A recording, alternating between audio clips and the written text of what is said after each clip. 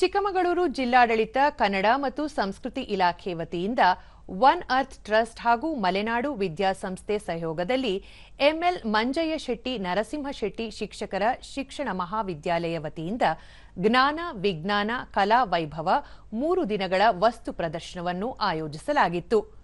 ವಸ್ತು ಪ್ರದರ್ಶನ ಮೇಳ ವಿದ್ಯಾರ್ಥಿಗಳ ಜ್ಞಾನಾರ್ಜನೆಯನ್ನು ಹೆಚ್ಚಿಸಿದ್ದಲ್ಲದೆ ಸದೃಶವಾದ ಮಾಹಿತಿ ನೀಡಿ ಶೈಕ್ಷಣಿಕ ಚಟುವಟಿಕೆಗಳಿಗೆ ಸಹಕಾರಿಯಾಗಿತ್ತು. ಕೀಟ ಪ್ರಪಂಚದಲ್ಲಿ ವೈಜ್ಞಾನಿಕವಾಗಿ ಸಂರಕ್ಷಿಸಲಾದ ವೈವಿಧ್ಯಮಯ ಕೀಟಗಳ ಪ್ರದರ್ಶನ, ಮಲೆನಾಡು ಸೇರಿದಂತೆ ಹಲವು ಪ್ರದೇಶಗಳಲ್ಲಿ ಪುರಾತನ ಕಾಲದಿಂದಲೂ ಬಳಕೆ ಮಾಡುತ್ತಿದ್ದ ಗೃಹೋಪಯೋಗಿ ವಸ್ತುಗಳು, ಕರಕುಶಲ ಮಾದರಿಗಳು, ಸಾಂಪ್ರದಾಯಿಕ ವಾದ್ಯಗಳ ಸಲಕರಣೆಗಳು, ಪಾತ್ರೆಗಳು, ಅಳತೆಯ ಮಾಪಕಗಳು, ಕಾಲಾನುಕ್ರಮವಾಗಿ ಬದಲಾದ ಟೈಪ್ರೈಟರ್ಗಳು, ಹಳೆಯ ನಾಣ್ಯಗಳು, ನೋಟುಗಳು, ರಾಷ್ಟ್ರಕವಿ ಕುವೆಂಪು ಅವರ ಕಾದಂಬರಿಗಳನ್ನು ಪ್ರದರ್ಶನಕ್ಕೆ ಇಡಲಾಗಿತ್ತು.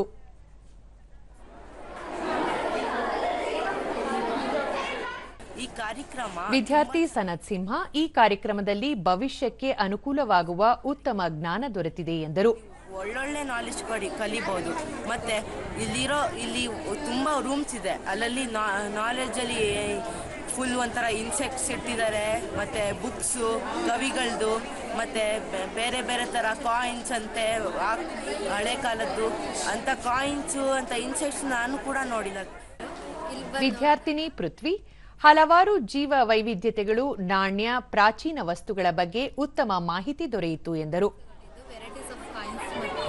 ಅವಾಗಿನ ಹಿಂದಿನ ಕಾಲದ ರಾಜರುಗಳು ಯಾವ ಥರ ಕಾಯಿನ್ಸ್ಗಳು ಕೊಡ್ತಾ ಇದ್ರು, ಮತ್ತು ಇವಾಗ ಪ್ರೆಸೆಂಟ್ ಇರೋ ಕಾಯಿನ್ಸ್ಗಳು ಮತ್ತು ಕಳಿಸು ತುಂಬ ಚೆನ್ನಾಗಿದ್ದು, ಮತ್ತು ರಾಷ್ಟ್ರಕವಿ ಕುವೆಂಪು ಮತ್ತು ಅವ್ರದ್ದು ಕಾದಂಬರಿಗಳಾಗಲಿ ಕವನಗಳಾಗಲಿ ಎಲ್ಲ ತುಂಬ ಇತ್ತು.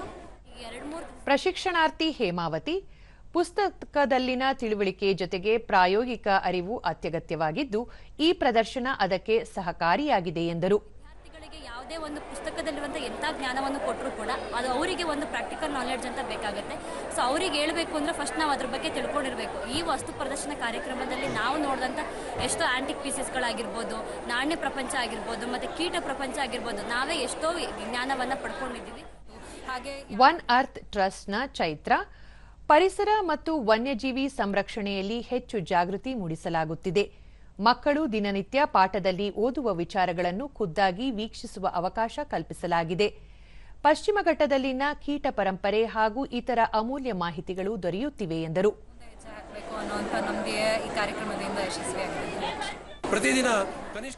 ಉಪನ್ಯಾಸಕ ಜಿಎಂ ಗಣೇಶ್ 3 ದಿನದ ಪ್ರದರ್ಶನವನ್ನು ಸುಮಾರು 15,000ಕ್ಕೂ ಹೆಚ್ಚು ಮಂದಿ ವೀಕ್ಷಿಸಿದ್ದಾರೆ ಎಂದರು. ಇವತ್ತು 5 ರಿಂದ 6,000 ಜನ ಈ ಒಂದು ಪ್ರದರ್ಶನದ ಪ್ರಯೋಜನವನ್ನು ಪಡೆಯಲಿದ್ದಾರೆ. ಹೀಗಾಗಿ ಈ 3 ದಿನದ ಪ್ರದರ್ಶನವನ್ನು ಏರ್ಪಡಿಸೋದಕ್ಕೆ, ಈ ಒಂದು ವೈಭವವನ್ನು ನಾವು ಮಕ್ಕಳಿಗೆ ಪರಿಚಯಿಸೋದಕ್ಕೆ ಬಹಳ ಸಂತೋಷ ಆಗ್ತದೆ. ಕೀಟ ತಜ್ಞ ಡಾಕ್ಟರ್ ಅವಿನಾಶ್, ಕೀಟಗಳಿಂದಾಗುವ ಉಪಯೋಗಗಳ ಬಗ್ಗೆ ಜನರಲ್ಲಿ ಅರಿವು ಮೂಡಿಸಲಾಗುತ್ತಿದೆ.